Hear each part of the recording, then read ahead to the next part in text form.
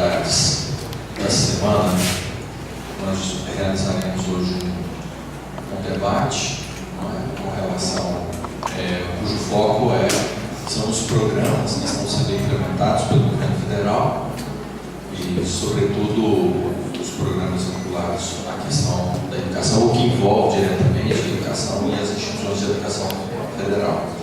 Contamos aqui com a mesa, com a professora Adriana Ferreira, atual diretora de Educação Básica e Superior, vinculada à direção, que é essa que é vinculada à Prefeitura de Ensino, e a servidora do técnico administrativo Renata, que também integra a mesma pró-reitoria, não é? Então eu passo aqui a palavra à professora Adriana para dar início à sua exposição. As exposições transcorrerão no espaço de até 20 minutos, podendo, se necessário, ser um pouquinho mais, e logo após as exposições daremos início ao debate. Salientamos que o evento está sendo gravado, que todo mundo que for fazer uso da palavra, do microfone, que por favor se desloque aqui à frente para que possa estar participando do debate. Professora Adriana. Bom dia a todos e a todas. Para mim está sendo um desafio falar desses programas, porque a gente, na verdade, conversa muito isso nos corredores, com as pessoas, mas não é um objeto de estudo meu falar desses programas, não é o cargo, não faz parte do cargo que eu estou atuando atualmente, essa questão dos programas. Eu trabalho com a educação básica e superior, não nos programas regulares, não nos programas que estão na extensão e que estão na EAD. Então, assim, para mim foi um desafio interessante, porque acho que é algo que eu penso que a gente nunca discutiu na instituição. A gente teve aqui no Campus Goiânia uma pequena discussão o ano passado, em 2013, sobre o Pronatec, mas foi um começo e que não teve mais nenhuma discussão a respeito. E eu acho que esse momento é importante, que a gente faça essas discussões dentro do Instituto e de uma forma ampliada, que isso também se amplie em outras discussões nos outros campos, junto de um fórum. Acho que isso tudo é importante. Na verdade, eu venho falar um pouquinho sobre essa questão da educação técnica, da educação profissional, e de como esses programas estão dentro da nossa instituição. A gente, lembrando aí, né, historicamente, que somente em 1909, que é realmente quando cria os institutos, né, as escolas técnicas de artifício, foi um momento praticamente na nossa história que o governo assume a educação profissional, que o Estado assume essa educação. E aí, nesse tempo, ela vai se perdendo, o Estado ele deixa de assumir essa educação e vai transferindo para outras instituições, mais fortemente na criação do Sistema S, né? E a gente segue todas a entrega da educação profissional também para a iniciativa privada. E no governo FHC, a gente sabe que naquele decreto 2208 de 97, que desarticula totalmente a educação técnica, né, do nível médio, criando aí a possibilidade da oferta da educação profissional de forma desarticulada. Isso, na verdade, foi um governo que acaba, né, não discute isso com as instituições, na época das escolas técnicas, e a discussão é muito além, né, a discussão vai com Banco Mundial, FMI, Unesco, que diz que o padrão que as escolas técnicas deveriam ter era o padrão do Sistema S. Então isso já é bem colocado na época do governo FHC. E a adaptação o tempo todo dessa educação profissional ao contexto dessa reestruturação produtiva e contrária à própria expansão da rede, quando o governo FHC ele cria, através do PROEC, que é o Programa de Expansão da Educação, que é a criação de infraestruturas, porém para a iniciativa privada, para outras instituições darem conta dessa educação profissional. E isso tudo tentando minimizar a desvantagem da competição no mercado mundial. No governo Lula a gente tem aí a revogação do decreto 2208, porém vem o decreto 5154, né, com base no próprio artigo 39 da LDB, que diz que a educação profissional é integrada às diferentes formas de educação, trabalho, a ciência e a tecnologia. Então, isso já estava posto na LDB, então, na verdade, ele vem revogando o decreto com a própria base na própria LDB, que já falava da educação profissional integrada. Ele rearticula o ensino médio ao ensino técnico, e cria as 3 modalidades, né, do ensino profissional: o FIC, a educação técnica de ensino médio, e a educação profissional tecnológica de graduação e pós-graduação. O FIC é a formação inicial e continuada, que são cursos de 160 horas que podem ser dados em qualquer nível de escolaridade, principalmente abaixo do nível do ensino médio.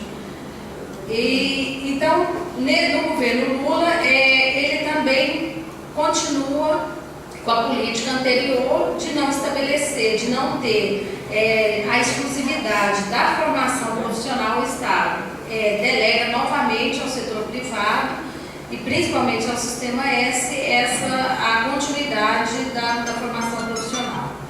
E isso favorece a expansão da iniciativa privada, continua essa expansão deles, né? Além disso, ele cria as possibilidades do ensino médio integrado de forma concomitante, que a apresentação podendo ser mais de uma instituição. Então, o aluno pode fazer o ensino numa instituição estadual e vir numa escola e fazer, ou seja, público ou privado, e fazer o curso técnico e ter essa concomitância. Ao mesmo tempo, ele cria um subsequente, que pode ainda, que é para quem já tem o ensino médio, podendo ser com módulos, ter certificações parciais, e aí é o que isso, dessas formas, é a pior delas, no sentido de que ela fortalece ainda mais a iniciativa privada, no sentido do aligeiramento da formação, porque a formação ela pode ser dada, dependendo do formato que ela é colocada, pode ser em até menos de um ano.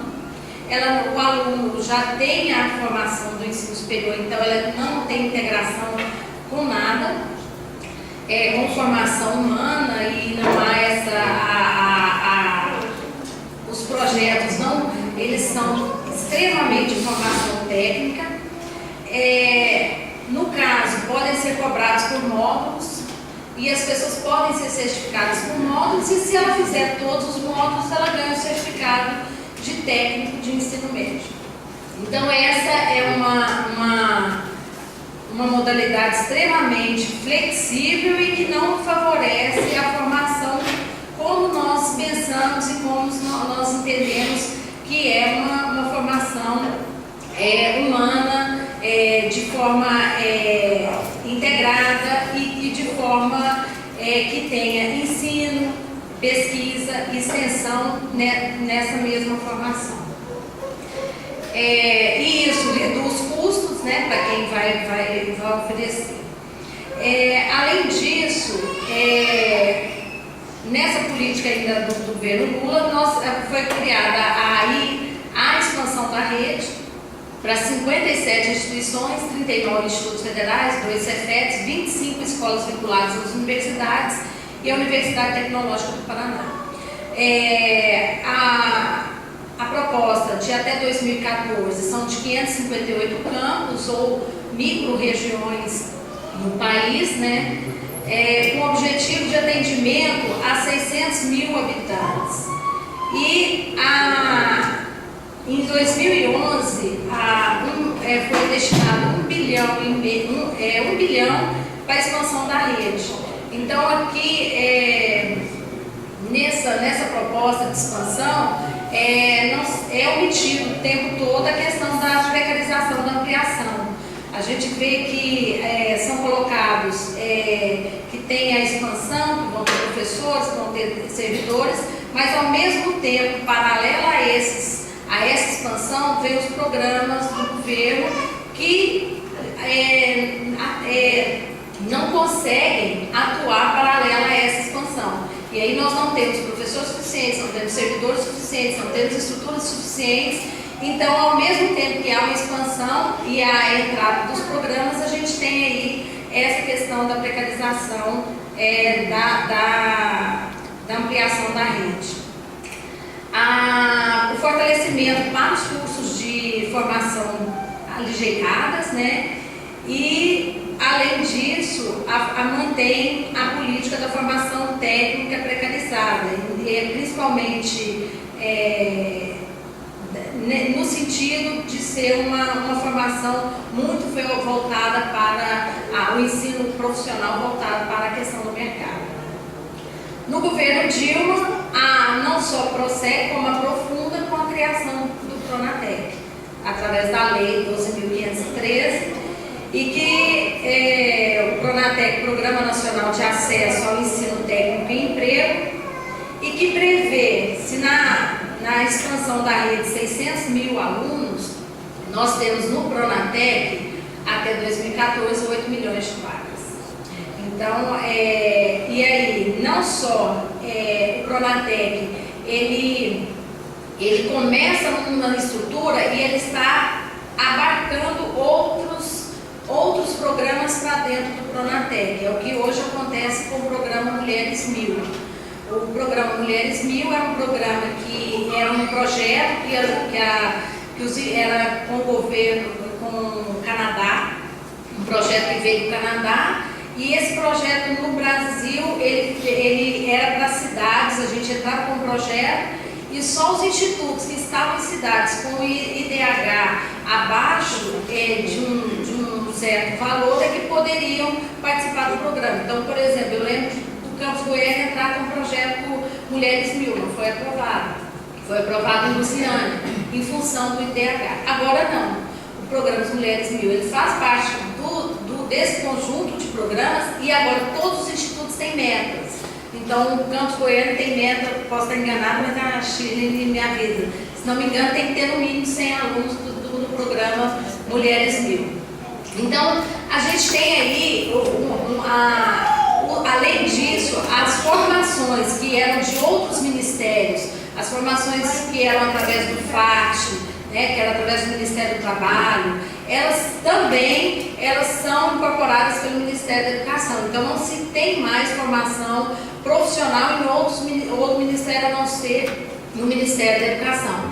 E aí entra a formação dentro do Pronatec, não só para pessoas que não têm o ensino médio, que entraria através do FIC, entram para as pessoas que estão fazendo o ensino médio e querem fazer um curso técnico concomitante, entram através do FIC, da formação técnica no ensino médio, e temos aí o atendimento às outras ações sociais, que são através do Fundo de Amparo do Trabalhador, que aí entra aquele que tem o trabalhador que está com carteira, que está desempregado, que está recebendo o seguro-desemprego, ele tem para ele continuar recebendo o seguro-desemprego, ele tem que fazer um curso no Pronatec. Então, isso traz, vai ampliando ainda mais as possibilidades de formação dentro do Pronatec. Além disso, as crianças, os adolescentes que estão nessas medidas, né, os reeducandos, né, tanto os adolescentes quanto os adultos, quando eles saem do sistema prisional, eles também têm que fazer o curso na formação, e esse curso também é via Pronatec. O sistema ESC já atende os reeducandos do sistema prisional, mas ainda eu não sei nos institutos se a gente tem esse atendimento. E também alguns dados eu não consegui obter, até acho que por isso que essas discussões elas têm que continuar para a gente saber a maior amplitude desses programas. O Pronatec, então, ele se torna uma atividade central de transferência de recursos, né, na tentativa de contenção da crise do capital. E ele traz, inclusive, traz para a educação técnica de ensino médio um modelo do ProUni, através do pagamento de bolsas para alunos, de financiamentos para que o aluno faça na iniciativa privada o curso técnico, no mesmo modelo do ProUni. Então, ele tem uma bolsa que ele solicita via financiamento através do FIES e que ele traz e ele pode fazer essa formação com financiamento, ou seja, onde que ele vai fazer isso não é dentro dos institutos federais da iniciativa pública, é só na iniciativa privada. Além disso, dentro do FIES também, a empresa não tem mais condições de capacitar o seu trabalhador como ela mesma capacitava muitas vezes o seu próprio trabalhador. Hoje, com a microeletrônica, as tecnologias de informação, as empresas não se dão conta mais disso. Existe através do FIES. Ela solicita a formação daquelas pessoas que já estão empregadas através do Pronatec, através desse FIES, e essa formação é dada dentro da empresa, para as pessoas que já estão empregadas. Então, às vezes a gente fica pensando no Pronatec de cursos, às vezes dentro de um campus, dentro do instituto, e é muito maior do que a gente imagina as possibilidades que estão dentro do Pronatec. Além disso, a gente tem aí, então, uma diferença que eu acho que tem que ficar, que acho que a gente tem que ter o tempo todo, porque nos documentos que a gente lê sobre o Pronatec, o tempo todo eles falam em educação profissional. E, na verdade, em muitos casos, nós temos formação técnica, nós não temos educação profissional. Então, e ao mesmo tempo, o governo, existe essa questão, a diferenciação, que o governo MEC estabelece, a diferenciação de formação técnica, que é essa formação sem a elevação de escolaridade, sem integração. Então, isso ele considera como formação técnica.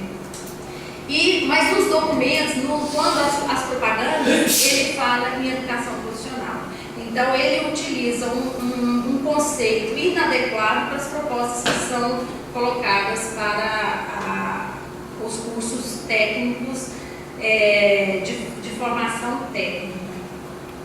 Bom, e aí, esses cursos, eles são só de saber prático? Eles não...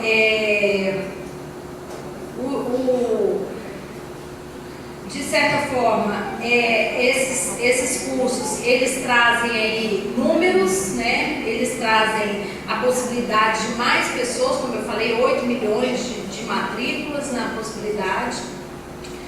E num dos objetivos do Pronatec, que é assim, que eu acho o mais contraditório aí, é que o Pronatec, um dos objetivos que é colocado, e que é para fomentar e apoiar a expansão da rede física de atendimento da educação profissional e tecnológica. Ou seja, e sendo que a gente não tem nos recursos advindos do Pronatec para as nossas unidades, recursos para usar em infraestrutura.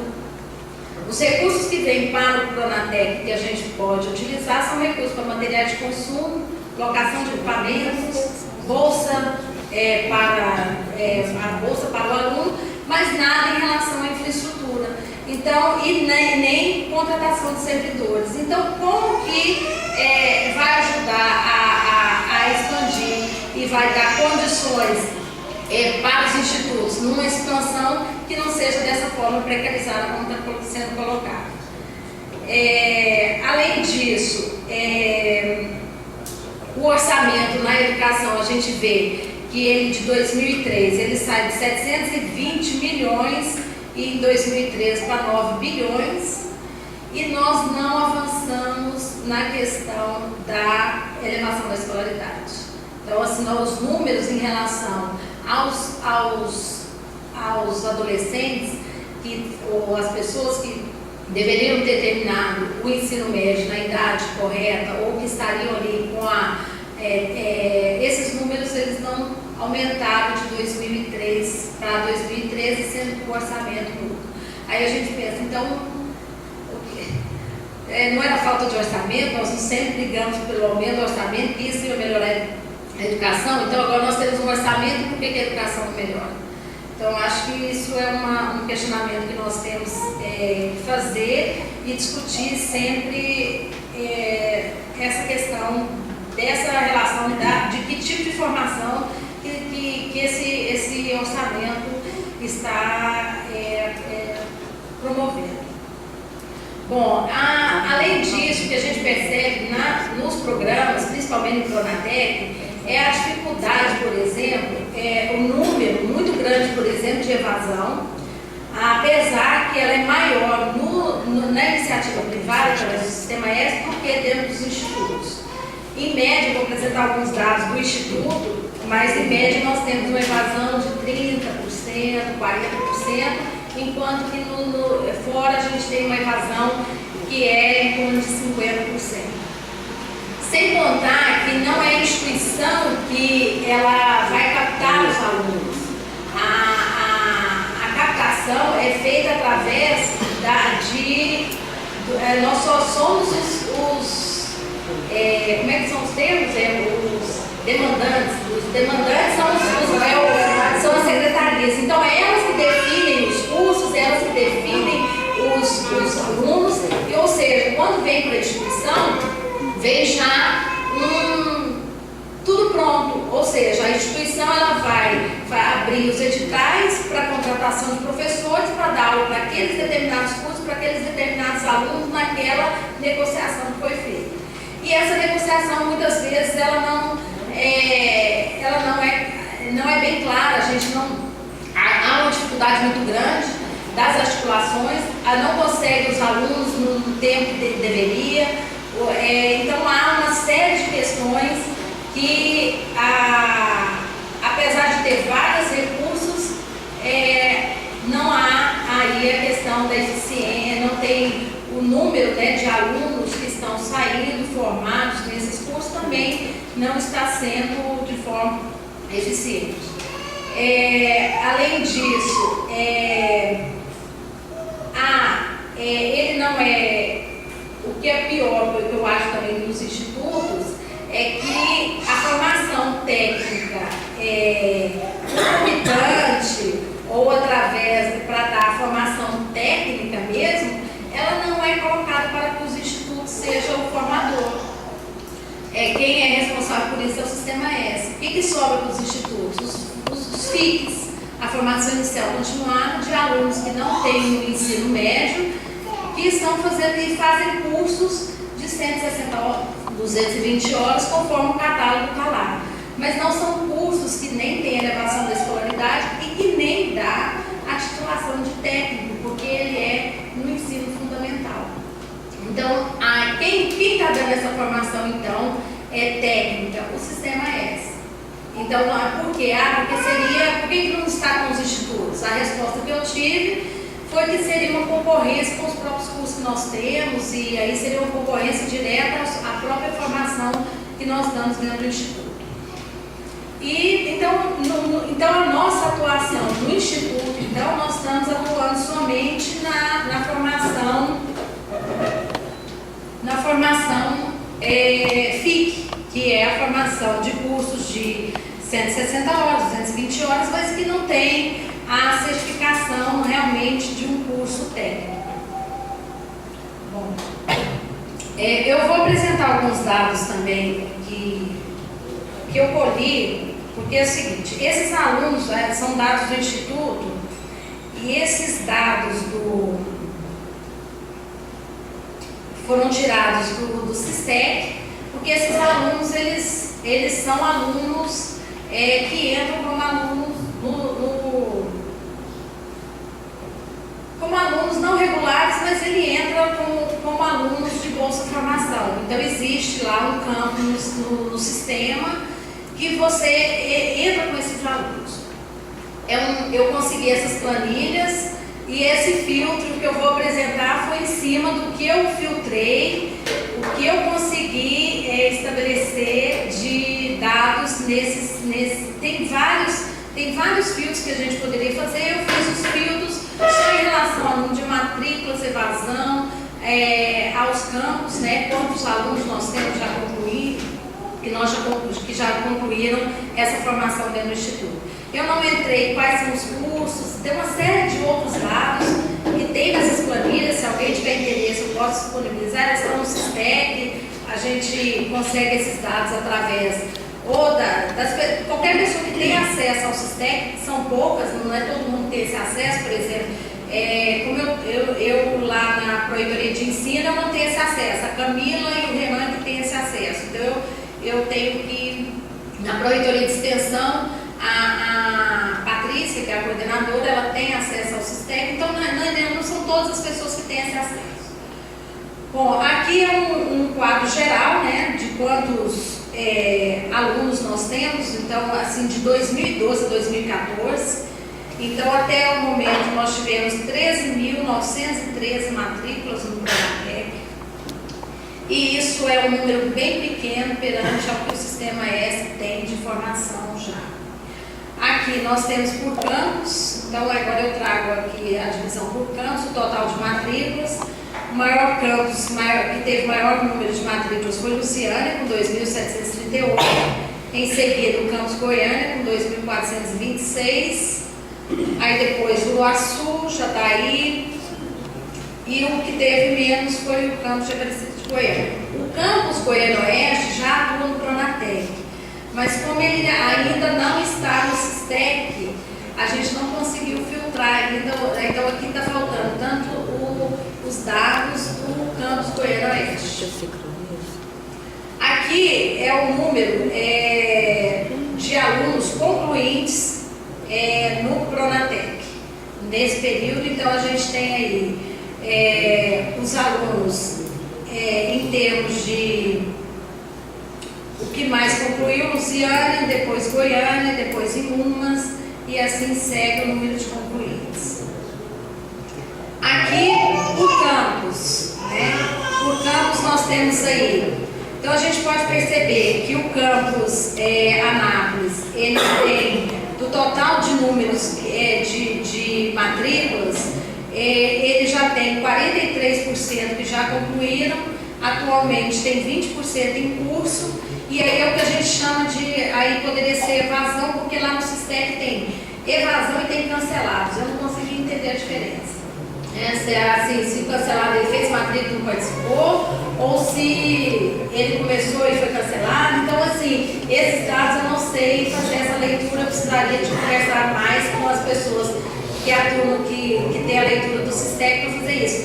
Então, mas a gente vê aí com evasão em torno de 37% no campus Anápolis. O Pronatec em Aparecida, 28% já concluíram, 42% estão em curso.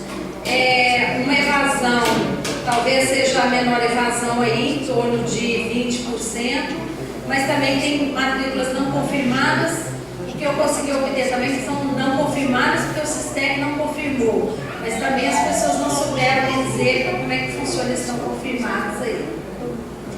No campus Cidade de Goiás, nós temos hoje 299 alunos que já concluíram, 183 em curso, em torno aí também de 35% evasão. Em umas, 524 já concluíram, estão 235 em curso, cerca aí de mais de 40% de evasão. Formosa, 45% já concluíram, 413, 31% estão em curso, uma evasão aí em torno de 23%. O campus Goiânia teve 812 concluídos, estão 658 em curso, sendo que apenas tem 4 cursos no campus Goiânia. Os demais estão nas unidades, nos parceiros, nas escolas. Então aqui hoje tem em torno do campus Goiânia uns 100 alunos, né?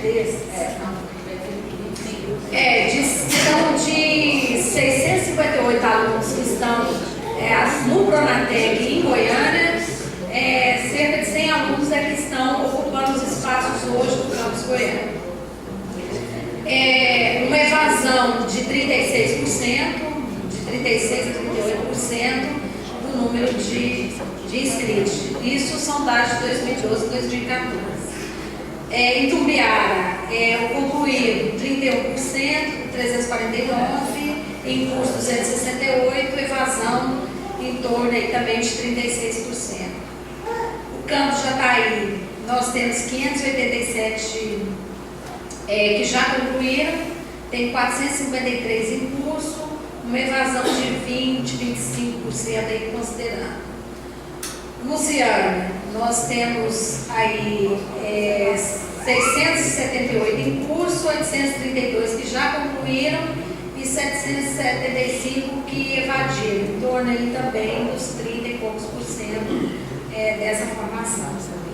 Uruaçu, 610 que já concluíram, 375 em curso, uma evasão também em torno de 30%.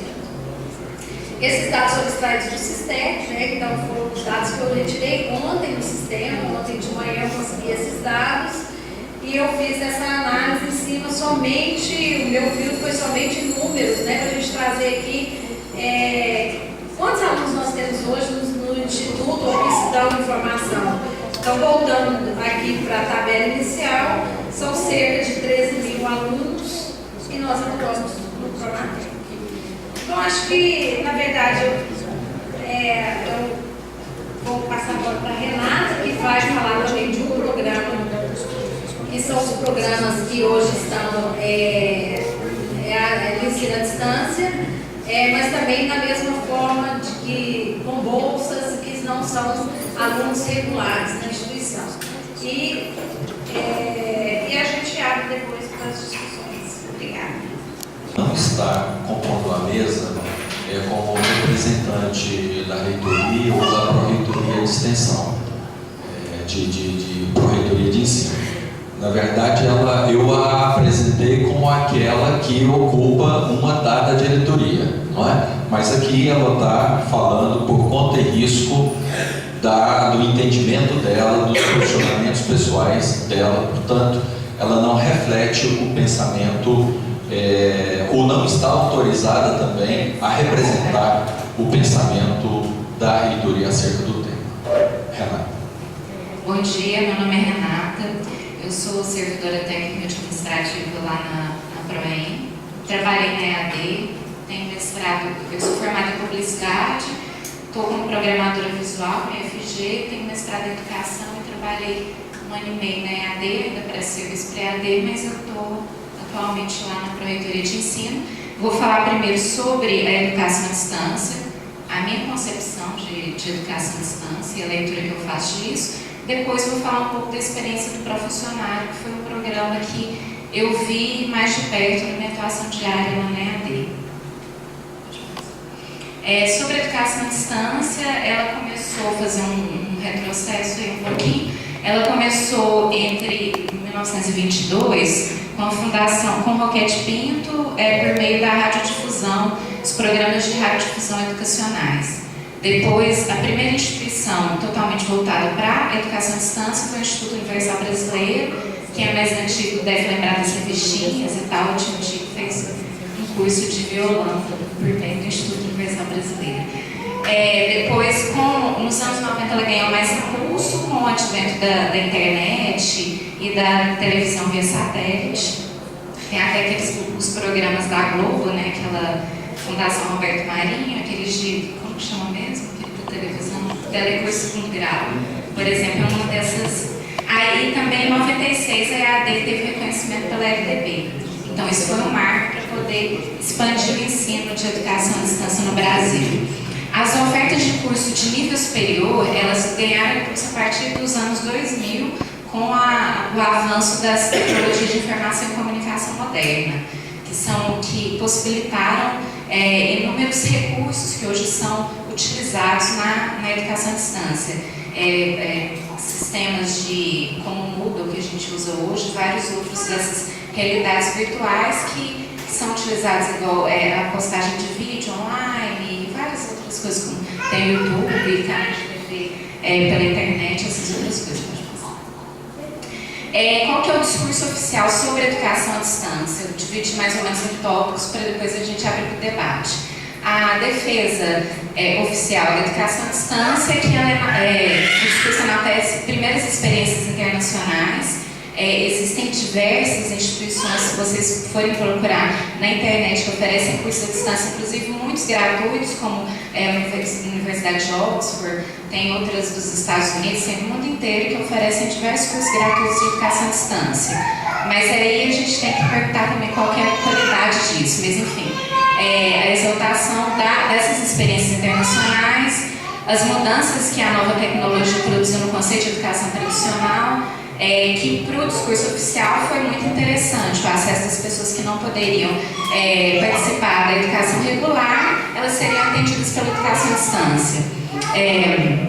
Inclusão digital seria isso, possibilidade de criação de um ambiente análogo ao de uma escola por essa modalidade de ensino. Por exemplo, o Moodle, que a gente utiliza hoje, ele seria a sala de aula.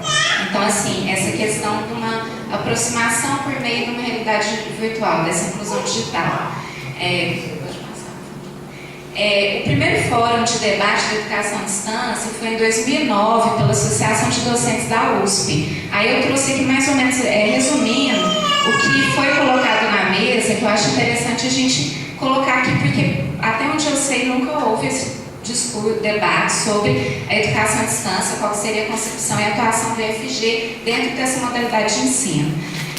Nesse fórum, o IAD, né, que no caso aqui eles estão usando como ensino à distância, foi defendido e criticado pelos integrantes da mesa. Defenderam-se, por exemplo, o estar junto virtual, o ensino virtual como as únicas formas de sanar a falta de formação adequada de grande número de professores no país. Aqui eles estavam discutindo principalmente a formação de professores à distância.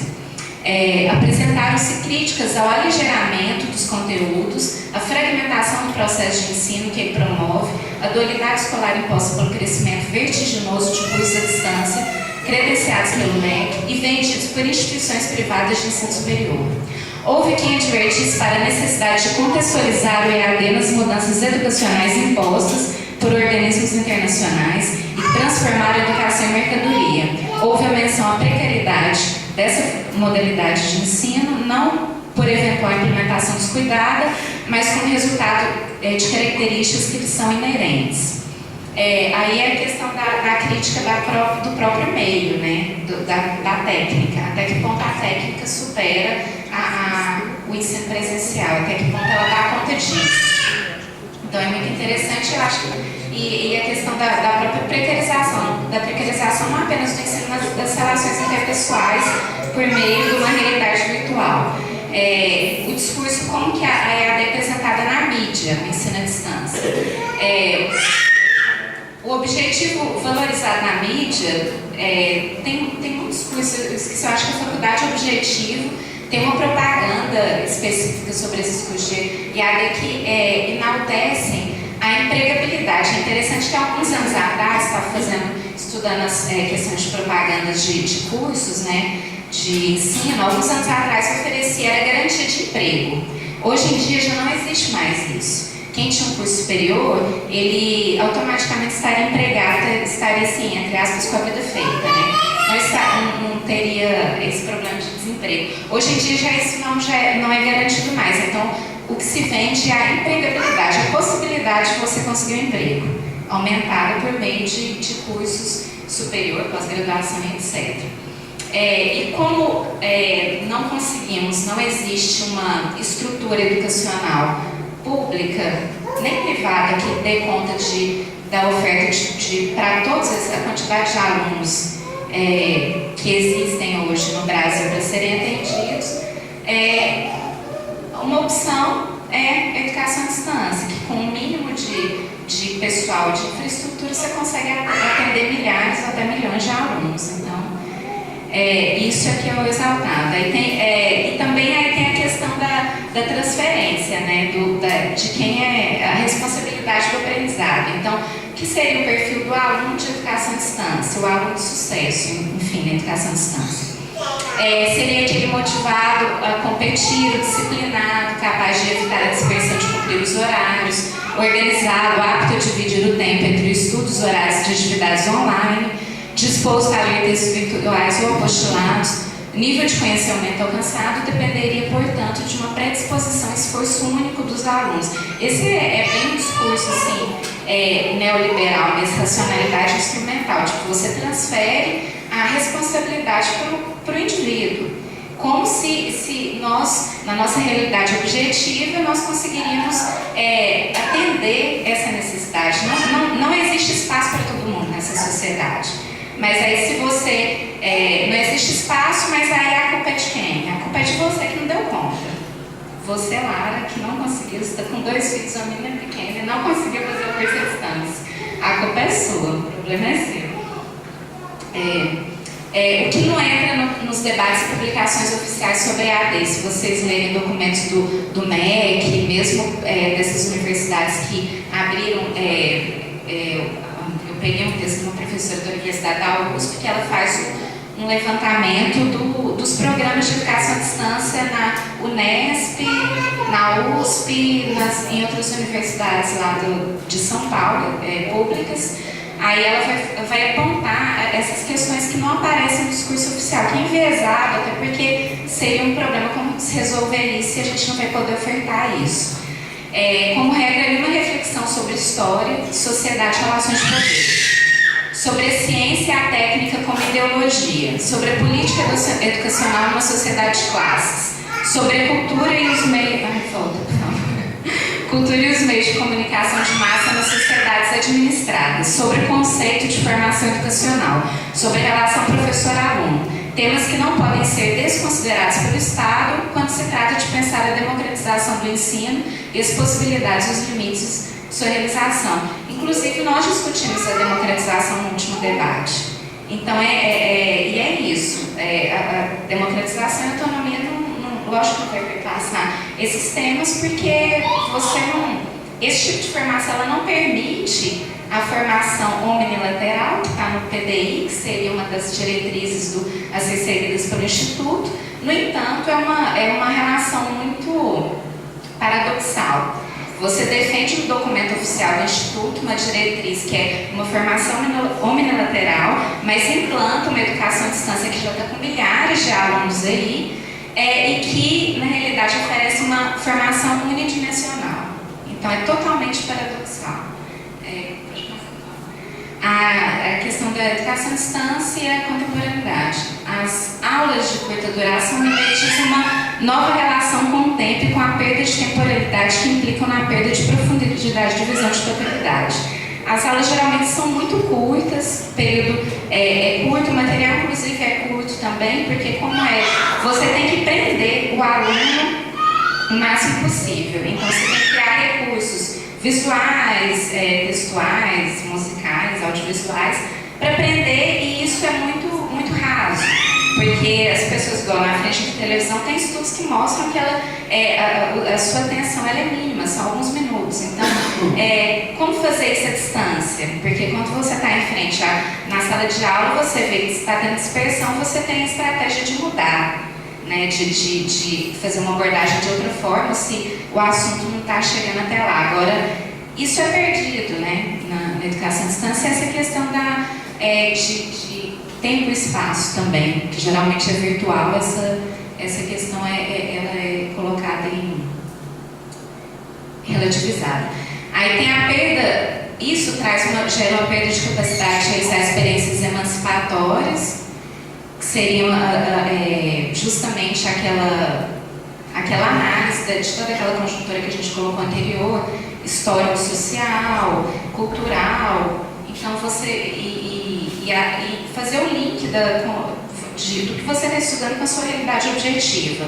Se você já perde esse contato, se tudo passa a ser virtual, também que tipo de experiência você realiza ali? Se é que existe uma experiência, não é só uma absorção mega e simples de conteúdo.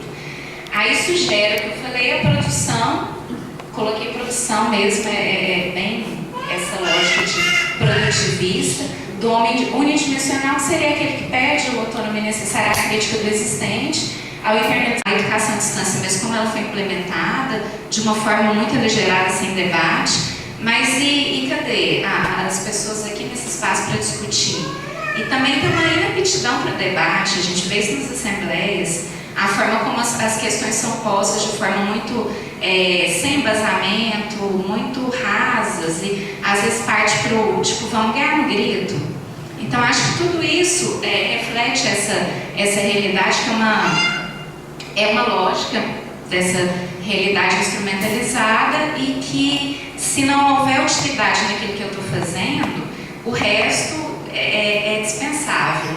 Tanto é que tem grande parte dos alunos não vê utilidade, por exemplo, nas aulas de filosofia e sociologia, que passaram a ser obrigatórias no currículo. E por que não vem isso? Porque para que eu vou usar isso no meu dia a dia, no meu trabalho?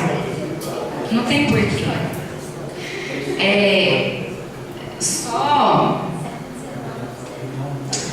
Aí outra coisa que eu falei, essa questão da educação à distância, a forma como ela é posta, ela é digamos, seria uma realidade sem o sujeito, porque esse sujeito ele é relativizado também. Qual é a relação professor-aluno?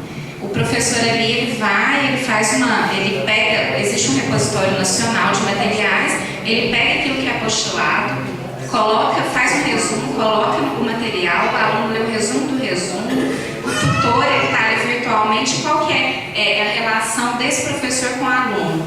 O aluno ele é um ícone que está ali, ou a fotinha do aluno, ou então ele é aquele smile, ou qualquer coisa que está ali, não tem essa relação. A minha percepção da educação à distância, como ela é implementada hoje, é mais ou menos assim como foi a Guerra do Golfo. A Guerra do Golfo, ela inaugurou aquela guerra high-tech, porque antes você tinha que ir lá e matar a pessoa olhando nos olhos dela.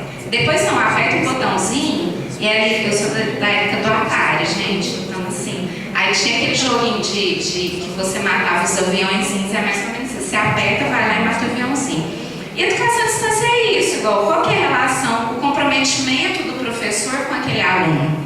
Se ele está ali, ele é um smilezinho ali na tela do professor. Ele olha para ele e não tem, assim, qual que é essa relação professor-aluno nesse tipo de realidade? Eu estou falando, é uma realidade sem um ser, é um tipo de não gera comprometimento, não gera discussão, não gera de que forma você consegue avançar. Pode existir outras fórmulas, mas para mim a educação à distância é meio guerra no Golfo, é meio desse jeito. Aí eu trouxe um trecho do Benjamin, que é bem interessante, que é no livro que ele fala sobre a questão da perda da experiência. Tem um texto muito legal que ele fala quantas pessoas voltam da guerra e elas voltam, em vez de com mais experiência, mais capacidade para poder falar sobre as experiências que elas tiveram lá, elas voltam emudecidas. É o contrário. Em vez de experienciarem mais, elas acabam se empobrecendo nisso. Então, uma nova forma de miséria surgiu com esse monstruoso desenvolvimento da técnica, sobrepondo-se ao homem. A natureza e a técnica, o primitivismo e o conforto que se unificam completamente, e aos olhos das pessoas fatigadas com as complicações infinitas da vida diária e que veem o objetivo da vida apenas como o mais remoto ponto de fuga, numa interminável perspectiva de meios, surge uma existência que se basta a si mesma, em cada episódio, do modo mais simples e mais cômodo, ficamos pobres, abandonamos uma depois da outra todas as peças do patrimônio humano. Aí eu estava falando sobre a questão da racionalidade instrumental. Você está tão...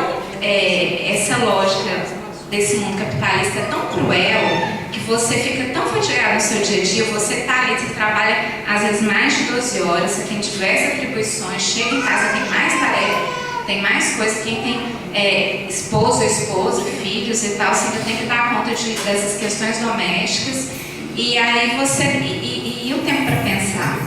E o tempo para exemplo, fazer um estudo? É muito difícil, porque estudar não é fácil não, é chato, é difícil, é sofrido. Aí qual é o tempo disso? E tem um estudo, o texto da Amped, que fez a comparação, o público da educação à distância é o público mais velho, em geral de 20 a 30, 40 anos. São justamente essas pessoas que não teriam tempo, não tem, dentro da vida delas não cabe essa rotina de estudo, não cabe, eles não conseguem frequentar uma sala de aula regular porque não daria tempo. Então, só que aí você pressupõe, já que a pessoa tem esse perfil, então que formação eu vou dar? Eu, professor. Então, assim, ela não vai ter tempo de ler tanto texto, então deixa eu dar um resumo. Ela não vai ter tempo de fazer, de parar para pensar e fazer uma análise mais aprofundada de tal tema. Eu não vou dar um livro para ler. Então, eu vou dar um tema mais ou menos mastigado para que a pessoa consiga digerir isso melhor e consiga alcançar o resultado que eu preciso. Porque se todo mundo bombar da minha turma, como faz? O problema vai ser meu, as pessoas elas têm que passar. A lógica é essa. Eu vou ler um trechinho aqui só de uma experiência, porque aqui na educação à distância, aqui no Instituto ainda não foi implementado as aulas tipo videoconferência, são gravadas em estúdio. Mas assim, já tem um projeto, já foi orçado um estúdio para que sejam gravadas no estúdio e elas sejam transmitidas. Mas é interessante a experiência dessa aula de estúdio. Aí, aqui. Entre as considerações sobre as aulas de programas de ensino à distância, vejamos o que diz uma professora de um curso virtual de pedagogia numa reportagem já mencionada. É um desafio. Eu falo para 700 mil alunos, mas na minha frente só tem uma câmera. Para adaptar-se a essa situação, ela fez oficinas para treinar voz e postura, assistiu palestras com especialistas, gravou horas e horas de aulas para se ver no vídeo e corrigir as falhas. Numa foto ilustrativa da matéria, ela está no estúdio diante de uma máquina com uma apresentadora de TV. Valendo-nos da frase "isto não é um cachimbo", sobre o desenho de cachimbo numa tela de Magritte, podemos afirmar 3 coisas. Sobre o estúdio, isto não é uma sala de aula. Sobre a apresentadora do programa, isto não é uma professora. Sobre o que ela faz diante da câmera, isto não é uma aula. Uma aula virtual é apenas o simulacro de uma aula presencial. Aí algumas questões suscitadas pela educação à distância, eu aproveitei algumas perguntas e adaptei outras do texto da Maria Helena Souza Pato, que é uma professora da USP, fez um estudo super interessante sobre educação à distância. Aí eu vou jogar essas questões para a gente refletir em conjunto. Há de fato relação professor-aluno numa proposta de ensino, em que o professor é mero veículo de textos e de exercícios previamente ordenados, pré-fabricados por outrem, impostos de cima e de fora? É possível avaliar a aprendizagem por meio de testes que exigem respostas que reproduzem a fala do professor e a letra dos textos? Em caso positivo, qual é a natureza da aprendizagem avaliada? Que interesses alimentam o crescimento dos programas de EAD neste momento da economia mundial e num país como o Brasil? Elitizar os cursos presenciais nas universidades e institutos federais, transformando-os em ilhas de excelência destinada aos mais capazes, seria esse o interesse por trás disso? Produzir um contingente de excluídos do direito à educação que só aparentemente tem esse direito garantido, pois estão dentro das escolas? A quem interessa a disseminação da expressão ensino de qualidade, sem que se defina o que se entende por isso numa época em que predomina a ideia de qualidade total, noção forjada por ideólogos do FMI e do Banco Mundial, que reduz ensino à mercadoria, alunos a consumidores, instala uma pedagogia sem sujeito, porque é muito falado nisso, cursos, ensino de qualidade, ensino à distância de qualidade, ensino no IFG de qualidade. Mas o que é essa qualidade hoje? Porque há alguns anos atrás, hoje o IFG está muito mais sucateado que algumas décadas atrás. Então, o que essa qualidade reflete hoje em dia? Aqui interessa a avaliação quantitativa dos resultados da educação, porque a distância é basicamente números. De 2012 para 2013 foram inseridos em torno de 3 mil alunos na educação à distância, de uma vez. Hoje tem esse reflexo aqui no campus Goiânia, a Sheila depois pode até falar da experiência dela de certificar milhares de alunos que caíram de paraquedas aqui. E aí? E a qualidade de formação desses alunos, até que ponto isso foi realmente avaliado? Porque os gestores das instituições de ensino aderem a esses programas sem evocar o saber acumulado pela comunidade acadêmica e sem convocá-los para discutir a criação de um programa que os tornou parceiros por decreto. Porque você não pode simplesmente recusar. O gestor assumiu e agora, minha filha, a bola é sua. Agora você resolve o problema. E não abre para discussão. Aí ainda coloquei até que ponto o IFG, pensando em todas essas questões, ele está se tornando um mero executor de programas governamentais.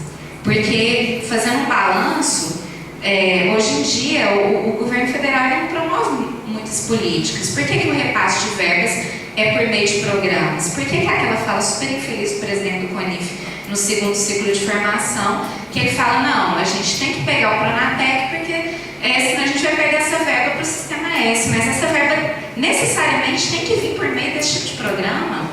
Não pode ser uma verba destinada à melhoria das políticas educacionais e de uma forma descentralizada, que não seja direcionada, ou você tem... que lógica é essa? Não, ou você pega ou você não pega? Tipo assim, abaixa as calças que, sei lá, né? Vai, desse jeito, né? Pode falar.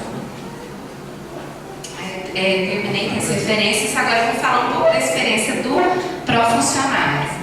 O pró-funcionário é um programa para a formação de funcionários técnicos das escolas de ensino médio, do ensino fundamental e médio da Rede Municipal Estadual de Educação. Então, são cursos para técnico subsequente, semipresencial, tem aula uma vez por semana, mas todo o conteúdo é ministrado nas salas de aulas virtuais, por meio do programa Moodle, e eles são para a formação desses funcionários, tipo a merendeira, o técnico de laboratório, o zelador, a copeira, essas pessoas que estão há muitos anos fora na sala de aula, para poder capacitá-los. Mas o estímulo para cursar o pró-funcionário é que os governos municipais e estaduais, eles deram uma gratificação, e aí varia de município para município, para quem cursasse. Então as pessoas vão cursar o pró-funcionário para receber, para que essa gratificação seja acumulada lá no contra-cheque dela, para receber essa gratificação. Muitos já estão em vias de aposentar, então seria um implemento para aposentadoria. Então um grande estímulo dessas pessoas é isso, é financeiro. E aí, qual que é o perfil desses alunos? A maioria são analfabetos digitais. Nos polos de atendimento presencial, a gente vê uma dificuldade enorme em mexer com o computador.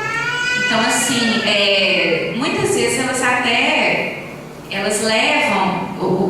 leem o material, tem as apostilas, pegam, leem, anotam à mão para chegar lá e para que o tutor passe a limpo e poste na sala de aula virtual. E muitas vezes elas não entendem as orientações que são colocadas ali, tem uma dificuldade muito grande. Muitos chegam para a gente e falam, não, eu não tenho condições de aprender, eu preciso dessa gratificação, preciso melhorar meu salário, então meu filho faz para mim, ou eu pago uma pessoa, é meu sobrinho, meu tio, sei lá. alguém, assim, um parente que faz essas tarefas para que eu possa passar. O pró-funcionário ele foi instituído, né, foi dentro do IFG, mas tem um planejamento de quantas vagas abrir, por exemplo, por semestre ou por ano. Então, teve uma abertura em 2013, de 2012 para 2013, praticamente todo mundo que solicitou entrou. Aí foi uma leva de mais de 3 mil alunos, porque alguns não tocaram para frente, mas foram mais de 3 mil alunos que entraram de uma vez dentro do quadro de alunos do IFG. E aí, assim, entraram nos polos. Eu sei que o campus Goiânia é o polo que mais tem alunos, são milhares. Esses alunos estão vinculados aqui no campus Goiânia. Por exemplo, em cada campus, ele é um aluno, o polo é o campus dele, então onde tem o polo da EAD que trabalha com esse programa, esse aluno seria um aluno daquele campus. Então, aí a questão da responsabilidade de certificação, de acompanhamento, de uma série de outras coisas, ela foi, de certa forma, entre aspas, imposta ao campus. E hoje, por exemplo, tem um acúmulo de certificados, porque estão formando as primeiras turmas, e é um acúmulo de milhares de certificados que vão ter que ser emitidos e que a Corá vai ter que dar um jeito e vai ter que dar conta. Então, foi uma coisa sem planejamento, não existe ainda uma regulamentação pedagógica desses cursos.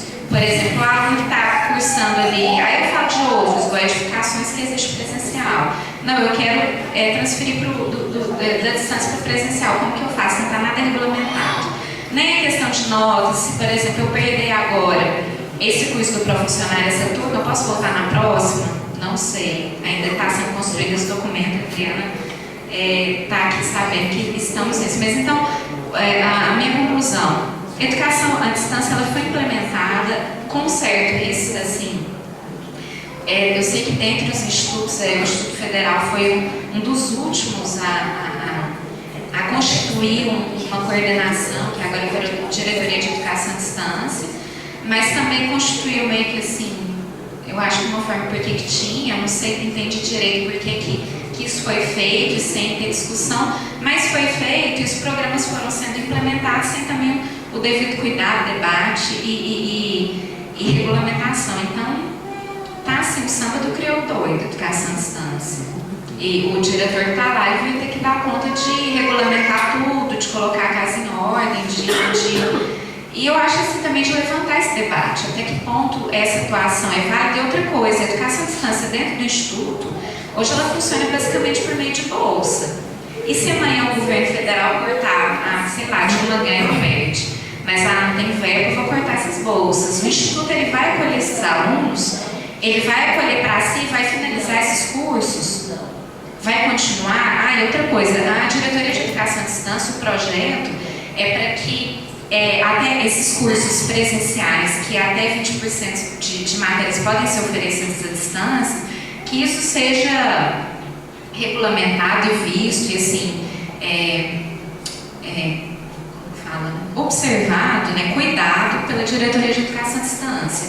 Mas enfim, não tem estrutura, não tem, eu acho que uma discussão lá dentro para falar de que forma e de que forma a educação ela é vista e implementada pelo Instituto. Isso vai continuar sendo, essa diretoria ela é viável no caso de uma falta de bolsa ou não? De que forma, ou sei lá, acabou a bolsa, esses alunos não vão continuar, a gente vai dispensar e pronto. E são milhares, então assim, é muito grande. Como que esses cursos vão ser absorvidos se isso acontecer? Então, aí eu deixo os questionamentos e a gente abre para o debate. Obrigada. Bom, a gente gostaria de informar a todos que, aliás, reinformar de que nós estamos filmando e aí, à medida que ocorram intervenções, nós solicitamos que elas sejam realizadas aqui à frente para poder compor os registros aqui do debate. Uma segunda questão que me parece assim, fundamental, né, é a compreensão de que este debate, ele, de certo modo, sob vários aspectos, ele retoma a discussão, o debate anterior, não é? Quer dizer, em última instância, voltamos para a questão da autonomia institucional, quer dizer, em que medida esta instituição efetivamente possui autonomia institucional em relação ao governo federal, sobretudo, mais imediatamente, em relação ao Ministério, e qual é a disposição que os gestores possuem no sentido de lutar e de afirmar essa autonomia institucional. De outro lado, a autonomia institucional fora de um contexto de democratização, seja de democratização e de escuta da comunidade externa e, sobretudo, de mobilização, de debate, de escuta da comunidade interna, quando programas são implementados sem qualquer tipo de transparência, sem qualquer tipo de socialização de informações, e inclusive ocultando as contradições e as limitações presentes nesses próprios programas. Não é? Então, portanto, o que discutimos aqui hoje é, de certo modo, uma territorialização, em grande medida, do debate acerca da autonomia institucional e da democratização.